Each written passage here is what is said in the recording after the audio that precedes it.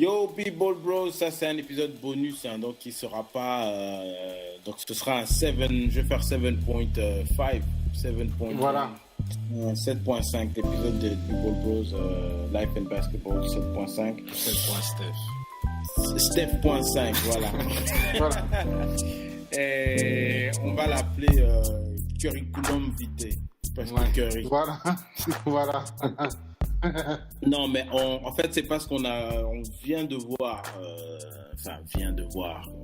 le match Warriors contre OKC.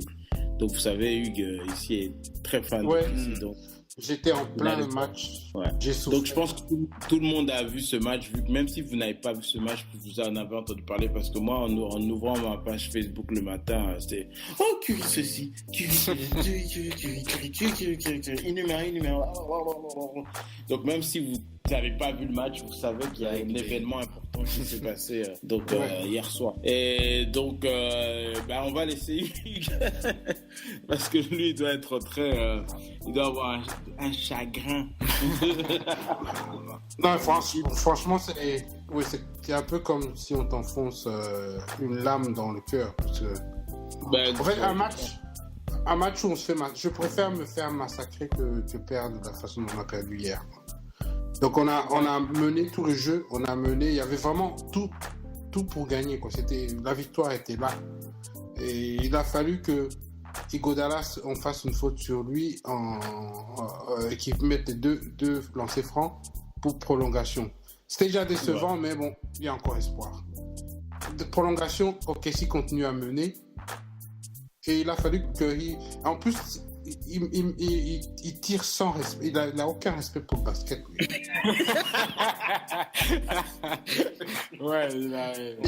Il tire sans respect, quoi. C'est au moment où on ne doit pas tirer, quelqu'un a la main sur son visage. Il n'est même pas allé à la ligne de 3 points. Il est en général, même quand tu tires en dehors de 3 points, tu calcules quand même la distance. C'est une distance sur laquelle non, lui, n'importe quand, n'importe comment, n'importe où, il tire. C'est vraiment, il n'y a plus de respect pour le basket. Je suis désolé. Mais lui, sa ligne des 3 points, c'est le milieu du terrain. Enfin, sa vraie ligne des 3 points. Là où quand les gens ils grandissent, ils s'entraînent à la ligne des 3 points. Lui s'entraînait déjà du milieu du terrain comme si c'était un exercice normal de tir au lancer franc, on va dire. Donc pour lui, c'est normal. Et je sais pas si vous avez regardé sa réaction quand il a mis le dernier 3 points de buzzer. Ouais. Ah, mais c'est arrogant. Mais qu'est-ce qu'il est arrogant, c'est juste. Mais après un shot comme ça, je pense que je peux lui accorder cette réaction. En plus, je pense, nous on voit qu'il est arrogant parce qu'il nous énerve, mais je pense que pour beaucoup de gens, c'est l'image du gars simple, humble, quoi. Ouais. Mais donc pour revenir au match, moi pour me dire, je trouve que les Warriors, ils payent pas un peu les arbitres, juste un petit peu là, parce que à la fin du quatrième quart-temps, il y a eu un retour en zone, un tout petit quand même, qu'ils auraient dû siffler. Ouais. Ils auraient dû siffler. Ensuite, ok, arbitre ne sifflons point du tout. La balle tombe dans les mains d'Iguodala, ok. À peine il essaie de tirer, Durant qui défend sur lui, il lève juste les mains. L'arbitre, il n'a pas bougé ses... En plus, il n'a pas touché. Durant n'a pas bougé les pieds, hein, il a juste levé les mains. Et le truc, c'est quoi? C'est que après, ils ont fait un review, donc ils ont essayé un peu de revérifier l'action, mais on nous a pas montré. Vous regardez tous des matchs NBA, quand il y a des fautes de 10 minutes, combien de fois on nous fout le ralenti pour essayer de voir qui a fait la faute, est-ce que c'est une vraie faute? Mais là, aucun ralenti. Non.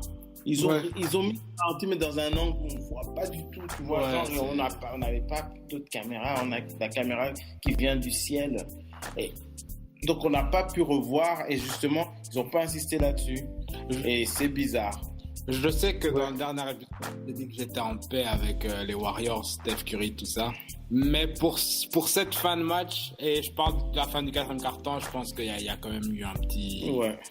Parce que le retour en zone... Bon, j'admets que pour moi, ils ont perdu le match parce que Durant a essayé une passe qu'il aurait vraiment pas dû essayer. Ouais, il aurait dû prendre un time-out. Ouais, il aurait dû prendre un time-out, c'est ce que je pensais. Mais je ne sais pas s'ils en avaient encore disponible. Mais même, est-ce que c'était la meilleure idée d'essayer de jeter la balle de l'autre côté du terrain? Je pense parce qu'il n'avait pas encore dribblé. Je pense qu'il aurait eu plus de chance en essayant de dribbler. Dribbler, se faire la faute ou même... Ouais. Mais comme par hasard, ils interceptent le truc. Pour une équipe qui était derrière tout le match. Ouais, franchement, Non, mais et puis Durant, il connaît quand même l'historique des Warriors. Faire une connerie comme ça, excusez-moi, mais c'est vraiment une connerie Ouais, c'est une grosse erreur. Qui perd jamais, qui fait toujours des miracles en fin de match. Surtout après son 3 points, il venait de mettre un 3 points pour terminer le match. Ouais, pour ice the game. Et il fait une gaffe comme ça. Bon, après, il y a un retour en zone claire, un retour en zone très clair, dont personne ne parle. Les commentateurs n'en ont pas parlé. Ils n'en ont pas parlé. Bon, toi, tu dis clair. Mais est-ce qu'ils nous ont vraiment donné l'occasion de voir s'il était clair ou pas? Ils n'ont pas remis des replays. Mais nous-mêmes, on a rebobiné. Nous, on a dû le faire nous-mêmes. On a essayé d'analyser l'action. C'est un retour en zone. Je sais que la NBA ne siffle pas tout. Comme les marchés, des trucs comme ça. Mais en fin de match, il faut... C'est décisif. Surtout que c'est une équipe les Warriors, on peut vite polémiquer sur des trucs comme ça. Donc, vaut mieux avoir un arbitrage assez juste pour ne pas que les polémiques sortent comme ça. Ouais. Mais sinon, à part ça, ce match m'a prouvé que les Warriors sont battables. Maintenant, il y a des forces qui sont en jeu. Je ne sais pas si la force... des cosmo-énergies. Là, mais juste pour la discussion, moi, je dirais le contraire de ce que tu dis. Toi, tu dis qu'ils sont battables. Moi, je dirais, c'est vrai que c'est battable, mais très difficilement battable. Parce que tu as vu que les Warriors, les Thunder, le Thunder a joué de manière presque parfaite, selon leur définition de parfaite. Ibaka fait un très beau match avec 20 rebonds. Westbrook, il a fait encore presque un triple-double. Je crois que c'est les rebonds qui lui manquaient. Ouais. Il a quand même fait une erreur qui m'a énervé. Il y avait Curry qui montait avec la balle. Bon, il a couru pour essayer de dépasser Curry, comme ça il pouvait se mettre en position de défense. Il a dépassé la ligne de 3 points.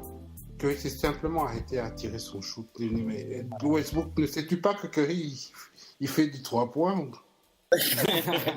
Et voilà, un autre truc énervant, c'est qui a foul out. Ouais. Ah ouais, ça m'a énervé. C'était là voilà, c'était une faute idiote, mais c'était même pas vraiment ça. Mais en fait, il a un peu perdu le contrôle de son corps et son épaule a touché. Mais à cette faute-là et la faute de Iguodala, voilà. Donc le fait qu'il a foul out, comme il n'était pas là en prolongation, c'est une prolongation qui très bien joué en plus. Très bien joué. Le Thunder. Donc je disais, pour contredire David par rapport à ils sont battables. Ils ont mal joué les Warriors, mais ils ont quand même gagné le match. Mais ça fait 2 matchs comme ça, donc à un moment je me dis c'est OKC qui force les Warriors à mal jouer. Parce que si tu regardes le match, à part Curry, qui lui aussi a eu un démarrage un peu difficile, il sait même, le gars sait même, il était dans le match. Donc pour te dire, même avec un Curry blessé, Draymond Green qui a été limité qu'à un seul point. Et le reste, je sais pas qui a bien joué finalement dans ce match à part Curry. Iguodala aussi, c'est vrai, ça. Tu as des joueurs Iguodala, en fait, il jouait bien. Il a bien joué exactement au moment où Curry jouait mal. Voilà. Donc pour te dire, ils peuvent pendant au moins aller jusqu'au début du 4e quart-temps jouer mal, mais se permettre quand même de gagner. Ça fait que c'est une équipe qui peut venir endormir, battre tout le monde et battre une équipe de l'Ouest qui ouais, mais c'est que pour moi c'est censé être parmi les meilleurs. Parce que pour moi c'est pas juste le fait qu'ils ont joué mal parce qu'ils ont joué mal. Je pense qu'ils ont été quelque part forcés à jouer mal parce que comme je dis c'est le 2e match contre les Thunders où l'équipe ne joue pas très bien. En fait, ce qui s'est passé avec Curry,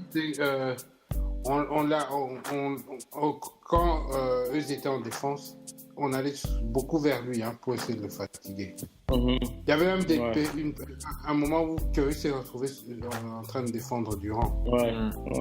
Mais je me dis, si les Warriors ils arrivent à certains matchs non motivés, peut-être oui, l'autre équipe a une chance. Mais je me dis, pour avoir mal joué comme ça, je pense que les matchs qui seront à venir, ils seront un peu plus vigilants. Peut-être. Ça va peut-être se réveiller. Le match d'avant contre les Thunder, c'était serré comme ça. Et je pense qu'ils savent que c'est contre les Thunder qu'ils doivent vraiment ramener leur jeu. Je pense qu'il y a vraiment quelque chose là. C'est juste que bon, les Warriors gagnent. Mais sinon, je pense qu'il y a un truc à jouer là. Les Thunder ne vont pas gagner, mais il reste humain à part Steph qui fait des choses. Pour moi, c'est... Quand j'ai vu ce match, j'ai fait le reste de la ligue un peu dans le chou. Ouais, on sait qu'on... C'est foutu pour toute la ligue. On connaît la fin de l'histoire. Mais... Voilà, c'est un film où tu connais des matchs qui peuvent être intéressants. Parce que la chose qu'on espère, je sais qu'on sait que tous qui vont gagner le titre, le truc qu'on espère un tout petit peu, c'est qu'ils ne battent pas les records des Bulls. Mais quand tu as vu ce match... moi, j'espère rien. Là, pour l'instant, comme je dis, je suis en paix avec tout ça. Ils ont battu, ils massacrent les Cavs, ils massacrent les Spurs, ils battent les OKC 2 fois. La route est ouverte pour aller battre les Bulls maintenant. Ouais. Et puis avec des shots comme ça, parce que s'il y en avait qu'un, mais je crois les 5 derniers 3 points qu'il a mis, c'est des trucs insensés. Ah ouais, donc il a mis sans respect pour le basket. Ouais, juste en passant, il a mis 12-3 points, qui est le record NBA. Le jour où il était blessé, il jouait à un pied, le mec. Ouais. Le gars, il tire comme si il sait déjà que ça rentre. Il tire du milieu de terrain comme s'il sait déjà que ça va rentrer. Je sais pas si vous avez vu le 11e 3 points. Ouais, un chance. C'était une mauvaise décision. Très, très mauvaise. C'est vraiment ce qu'on appelle... Il respecte pas le basket. Je dis pour oser tirer dans cette circonstance, tu ne sais pas jouer au basket. Non, il a une assurance une assurance. Parce que tu ne te dis pas, je vais prendre le dernier shot du match du milieu de terrain comme ça. Non. Ouais. Lui-même, il a donné une interview en 38 feet, 37. Il a l'habitude de le mettre tout le temps en entraînement. Mais là, le truc, c'est... Il s'est dit, bon, comment je vais tirer ça sans que la défense vienne, avant que la défense vienne. Donc, ouais, ça se voit. Tu vois que Robertson recule et tu vois, dès qu'il a eu une petite ouverture. Sinon, lui-même, il a dit, non, c'est plus un 37, 38 feet, 37, je les mets tout le temps, c'est pas... Et on a vu des vidéos, c'est pas comme si... Ouais. Les gens parlaient beaucoup de son tir. C'était contre qui? C'est contre Orlando. C'était du milieu de terrain, comme si c'était un truc qu'ils n'avaient jamais vu. Moi, non, ça m'a pas... Je vois pas en quoi... Pour lui, c'est un lancer franc. Quoi. On sait qu'il fait même... les gens ont du mal à tirer des 3 points. Lui, il tire de là, avec une main devant sa face, c'est normal, quoi. Ouais, mais c'est là que tu te dis... Il a une grâce. C'est là que tu te dis, bon... En fait, le coach, c'est pas lui qui fait... Enfin, il faut pas être trop bon coach pour une équipe pareille, parce qu'ils n'ont plus besoin de... Il n'a pas besoin d'isolation, il n'a pas besoin de quoi que ce soit. C'est quand il veut, où il veut, il peut tirer, quoi. Je pense que la force du coach joue, parce qu'on faisait des commentaires pendant le match, on voyait clairement que l'attaque de OKC, c'était vraiment Westbrook qui fait un pick and roll avec Ibaka ou qui donne la balle à Durant pour une isolation. Mais tu voyais que les Warriors avaient quand même des mouvements, ils faisaient tourner la balle. Ils faisaient vraiment tourner la balle. Et c'est là que tu regardes en défense... les Warriors ne se fatiguent pas parce que c'est un seul joueur, les autres ne bougent pas, donc il n'y a pas de mouvement, donc tout le monde est statique à part celui qui est sur le défense sur la balle et donc ça fait que plus les Warriors gardent l'énergie jusqu'à la fin, tandis que le contraire, c'est que les Warriors en attaque, ils tournent tellement, ils mettent des écrans, tout ça, baseline, tout ça, donc ils font vraiment courir les 5 joueurs défensifs des Thunders, quoi. Donc c'est un peu là qu'il intervient, je pense. Ouais, on a analysé chaque possession et on voit vraiment la différence. Donc on s'est demandé, mais pourquoi le nouveau coach là d'OKC, en fait, il sert à quoi? Billy Donovan, censé venir pour installer une attaque. C'est vrai que Hugues, tu disais au début de la saison, il y avait un peu plus de mots. Il y avait des formes, ces derniers jours. Non, c'est devenu Westbrook et Durant. Je pense que tu vois des joueurs comme Anthony Monroe, et c'est des joueurs que si tu mets aux Warriors, ils vont se lâcher. Ah oui, ils vont se lâcher. Là, dans le système, ok. Anthony Monroe, il n'a pas vu une seule minute. Non. Rodney Foy, je ne sais pas une seule minute. Ouais, pourtant, un truc avait. Durant avait foul out. Mais j'ai bien aimé comment Ibaka a joué encore. Il a bien joué. Un peu comme à l'époque où il rentrait un tout petit peu dans la raquette. Même si ses tirs presque à mi-distance. Et surtout, fait l'applaudir pour 20 rebonds. On sait qu'Ibaka, c'est pas son fort. Surtout, même Draymond Green, on voyait. Des fois, Draymond Green prend la balle comme ça. Un joueur qui est 6'6", donc à 1m98, 98, qui prend la balle à un mec de 2 mètres, 2m9, comme ça, un Ibaka qui est censé avoir des longs bras et qui est censé avoir une détente. Et qui est censé être fort, il a tout ce... Il prend la balle par Draymond Green. Et on a vu qu'en tout cas, les Thunder avaient cette opportunité, en tout cas, de battre les Warriors juste avec les rebonds. Parce qu'on était en train de voir sur le terrain. Ils pouvaient bouffer, en tout cas, bon, ils ont gagné la bataille au rebond. Donc, empêcher les Warriors d'avoir des deuxièmes chances de tir, ça, ils auraient pu le faire. Il y a quand même des moments où les Warriors ont ces deuxièmes chances qui d'ailleurs, ça a puni un peu les Thunder. C'est au moment où Klay Thompson a tiré son 3 points décisif. Là. Un autre truc que je comprends pas non plus du coach, parfois la façon dont il remplace les joueurs, parfois c'est un peu bizarre. Durant Fallout, il garde quand même André Robertson. Quand tu as Durant qui part, tu as un joueur en moins qui peut en attaque, non? André Robertson, on peut pas compter sur lui en attaque. Et il a fait asseoir Enes Kanter pendant tout le reste du match. Pourtant, c'était une solution aussi pour quelqu'un qui est offensif.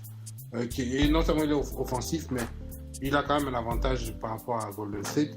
Lui, le coach s'est dit non, je vais rester en small ball. C'était pas nécessairement la solution. Non.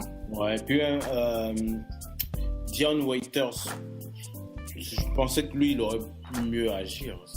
En fait, je vois il fait quand même des erreurs ces jours-ci. Ces jours qu'il fait beaucoup d'erreurs. C'est un peu à cause de lui que Iguodala avait pu attraper le ballon à la fin. Et qu'on a fait la faute sur lui après. Donc, en tout cas, on a le cœur un peu brisé, beaucoup brisé. Moi, ça fait deux. On disait, bon...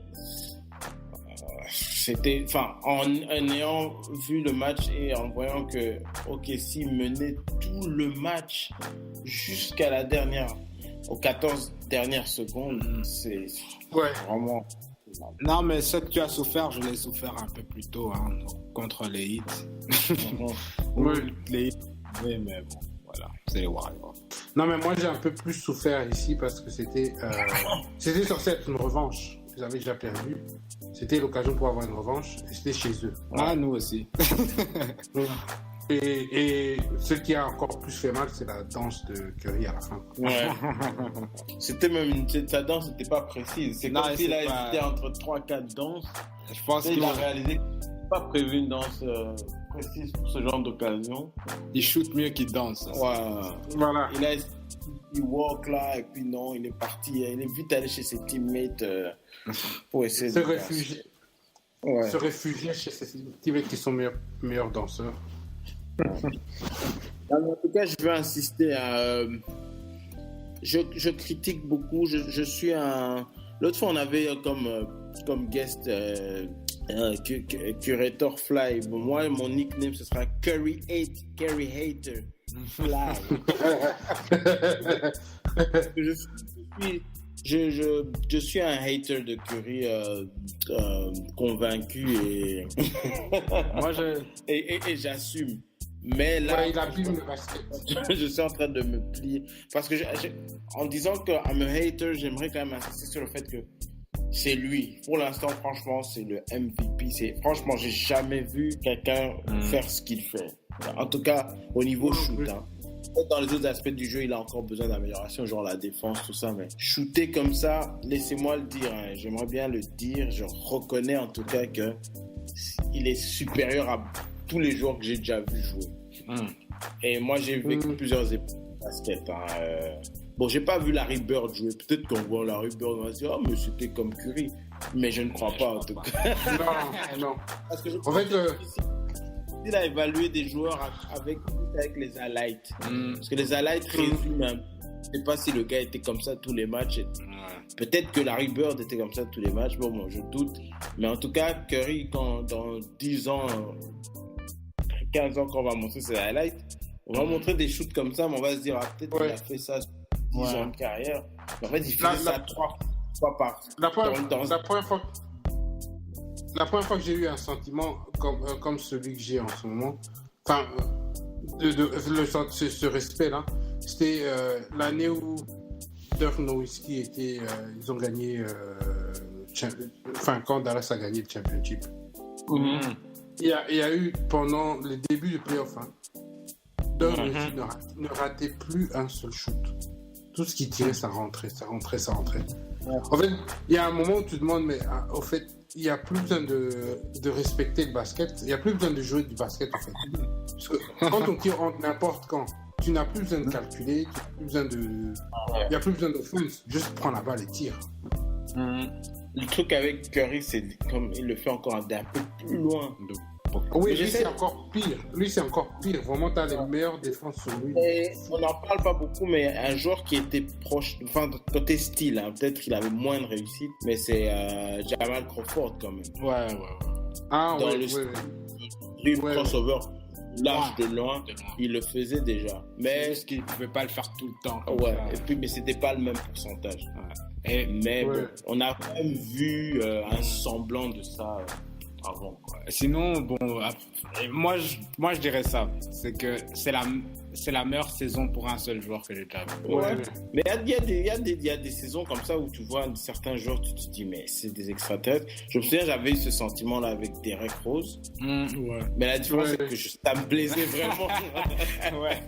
Parce qu'en plus, c'était à une époque où LeBron James dominait la ligue. Quand voyant Derrick Rose jouer comme ça, au moins, tu avais un anti-LeBron, quoi. T'avais un gars qui était prêt à détrôner LeBron. Mais bon, ça n'a pas duré.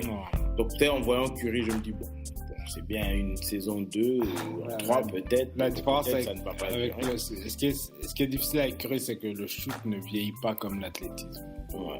Mais en voyant, même quand tu remontes plus loin, on a vu des joueurs comme ça, comme tu prends les bonnes saisons de Grant Hill. Quand tu vois ce qu'ils faisaient, tu te dis, j'ai jamais vu ça. Tu vois, c'était mais oui, c'est vrai que Grant Hill, les gens qui regardent le basket aujourd'hui, ils peuvent pas savoir.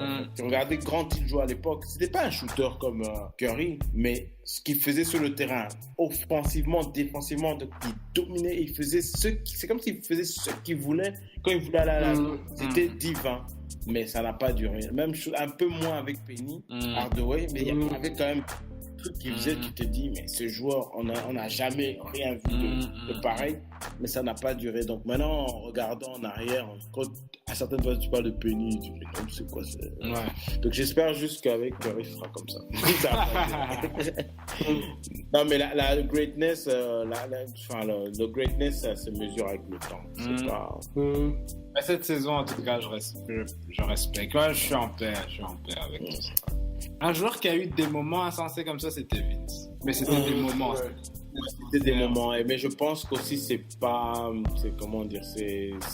un peu dans l'ombre par rapport à ce qu'il faisait athlétiquement, dans le sens où on le verra toujours comme le dunker. Mais c'est vrai que Vince, il a eu des tirs de loin, finir des games comme ça aussi, et tout ça.